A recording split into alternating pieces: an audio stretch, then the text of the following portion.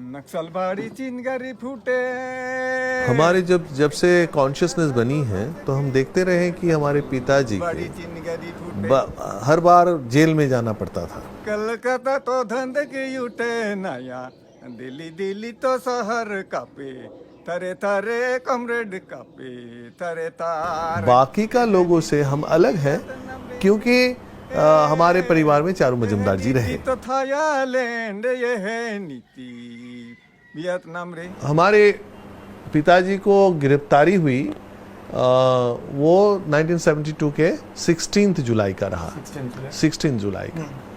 तो उस दिन यादगार तो है हमारे बहुत सी साफ हैं कि हम हमारे माताजी के साथ हम दोनों दीदी मैं दोपहर का खाना खाने के लिए हमारे तो उन दिनों में वो फ्लोर में यही घर था। इसी घर था तो उसमें हम फ्लोर में खा रहे थे। तो यहाँ एक पत्रिका के पत्रकार जो हमारे यहाँ तो छोटा टाउनशिप रहा उन दिनों में, तो उसमें तो आते जाते थे पिताजी से मिलते हुए।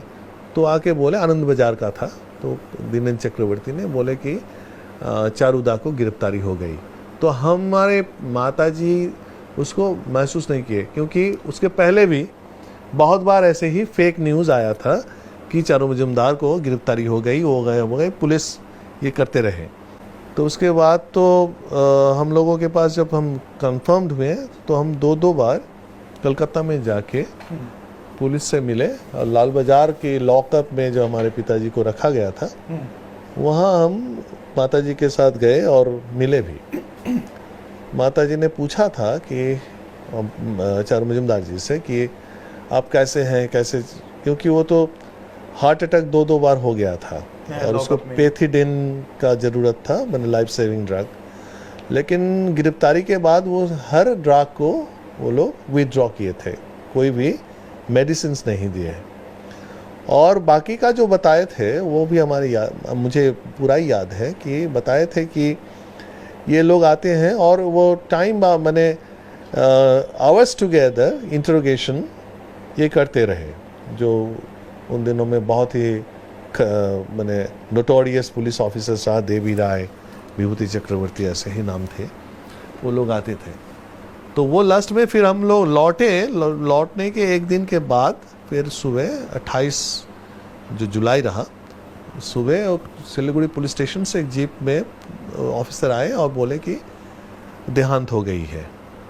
और उसके पहले हमारी दीदी जो बड़ी दीदी हैं वो मेडिकल स्टूडेंट रहा, तो उनके पास पहले 27 नाइट को पुलिस आके बोले कि आपको पिताजी ने आपको देखने की ये सब इरादा है, तो आप जाइए। तो जाके देखे कि SSKM हॉस्पिटल में एक सफ़ेद जो बेडशीट है उसी को लेकर मैंने गुजर गए थे। फिर आपकी आखिरी मुलाकात किस तारीख को हुई?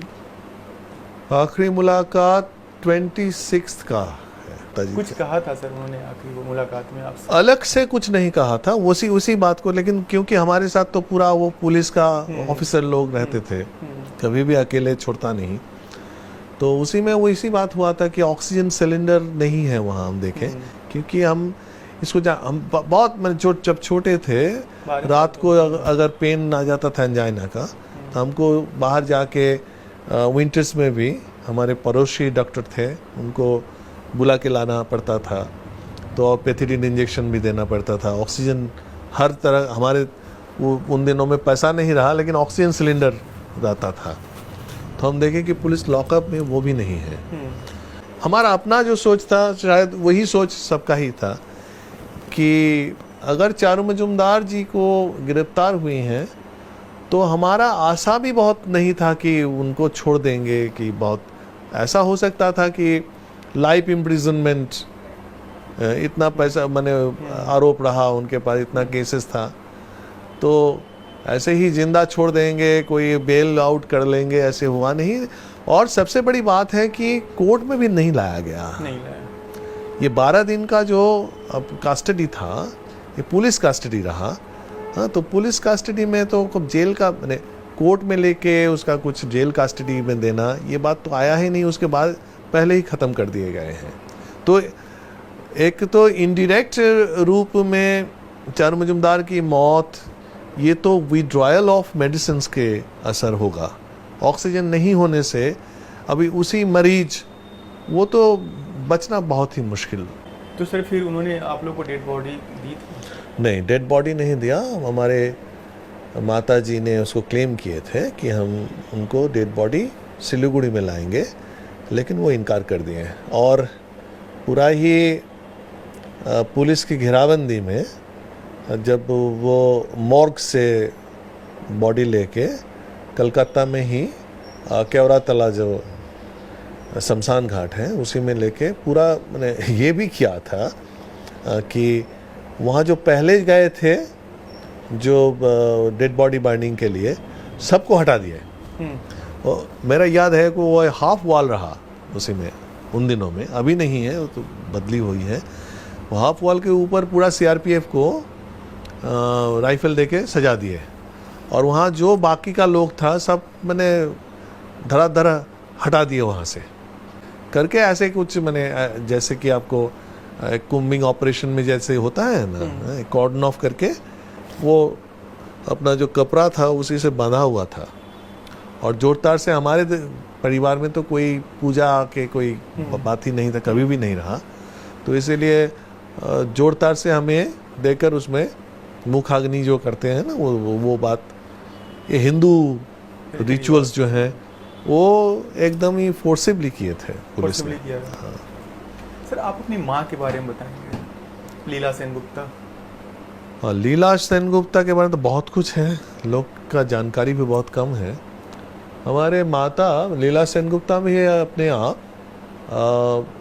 प्री मैरिटल फेज में भी वो कम्युनिस्ट पार्टी से थे और कम्युनिस्ट पार्टी के होते हुए ही दोनों मिले थे जलपाईगुड़ी में और शादी हुई 1952 में। लेकिन 1948 में जब कम्युनिस्ट पार्टी को बैन कर दिए थे उसमें भी हमारी माँ लीला सेनगुप्ता का जेल में जाना पड़ा था।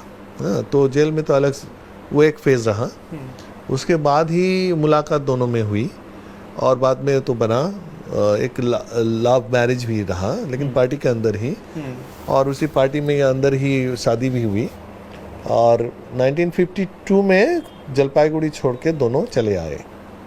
माँ ने बहुत ही कठिनाई को सामना करना पड़ा। एक तो हम बहुत छोटे थे, हमारी दीदी अभी मेडिकल स्टूडेंट रहा उन दिनों में, हम तो स्कूल में पढ़ते थे। तो एक इकोनॉमिक क्राइसिस भी बहुत बड़ी थी। और चारू मजुमदार जी के देहांत के बाद माता जी ने बहुत कम हमारे साथ पॉलिटिक्स के बारे में बातचीत किए। ये खामोशी रहा क्योंकि वो सोचती थी शायद कि अगर हम खुल के बातें करेंगे तो बाहर में तो उसका असर हमारे छोटे छोटे बच्चे के ऊपर आ जाएगा। तो ऐसा था कि चारू मजुमदार जी के देहांत के बाद भी तो हमारे ऊपर पुलिस का तो नज़रदारी बहुत था, ये था, लोग आने में डरता था। तो घर माँ ही चलाती थी? हाँ, मेरा माँ जी जो थी वो लाइफ इंश्योरेंस के एक एजेंट रही। एक मतलब कब तक रही है, कितने साल तक रही? एजेंट रही, उनका 1986 में एक रोड एक्सीडेंट हुआ था, नेक फीमर का फ्रैक्चर हो गई थी।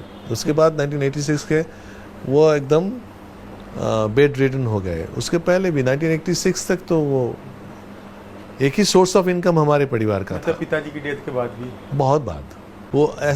वो अपने आप एक पॉलिटिकल एक्टिविस्ट रहा, एक नेत्री के रूप में थे और ये आइडियोलॉजिकली बहुत स्ट्रॉन्ग थे। एक आइडियोलॉजी जो था ये बहुत स्ट्रॉन्ग थे, ऐसे कभी भी टूटा नहीं, हम देखे नहीं कभी भी टूटने के लिए। एक तो उन दिनों का मैंने 28 जुलाई का जब हम कलकत्ता में गए तो थोड़ा एक टाइम में हम देखें कि वो हिल गई थी। तो हमको ही उसको पकड़ के जो मॉर्ग में जाने का वक्त था तो हमको ही उनको पकड़ के लेके जाना पड़ा। लेकिन उसके बाद से भाई वो एक दिन का रहा। आपके पिता की जब आलोचना होती है कि उन्होंने जिस आंदोलन का नेतृत्व किया और आगे बढ़ाया, उस आंदोलन में सैकड़ों लोगों की जानें गईं, जिसमें कि निर्दोष भी ज़्यादातर लोग थे। तो इसको आप कैसे जस्टिफाई करते हैं? हम जस्टिफाई नहीं करते। हम समझते हैं कि एक रेवोल्यूशनरी फेज़ रहा उन दिनों में। तो उसमें ऐसी बात नहीं कि हमारे पिताजी बुलाए और सब चले आए। ये कोई पाइट पाइपर ऑफ हैमेलिन तो नहीं रहा। बातें तो थी क्राइसिस का, इकोनॉमिक क्राइसिस रहा, सोशल क्राइसिस रहा, पॉलिटिकल क्राइसिस रहा। उसी को आर्टिकुलेट करने के लिए हमारे पिताजी सामने आए और उनके साथी भी थे, अकेला तो नहीं थे ना, बाकी का साथी लोग थे। तो इसमें जो उन दिनों में एक मैजिक की तरह, जैसे कि आपको नौजवान उसमें शामिल हुए और गांव में चले गए और लड़ाई में भागीदारी किए, उसमें वो शहीद भी हुए। तो ऐसा नहीं है कि ये जस्टिफाई करने की बात नहीं, ये तो हिस्टोरिकल ट्रूथ है। आप क्या अपने पिता को हीरो मानते हैं? जरूर मानते हैं, जरूर मानते हैं। अगर नहीं मानते तो हम उनका ही पॉलिटिक्स में जोड़ने की कोशिश नहीं करते हैं।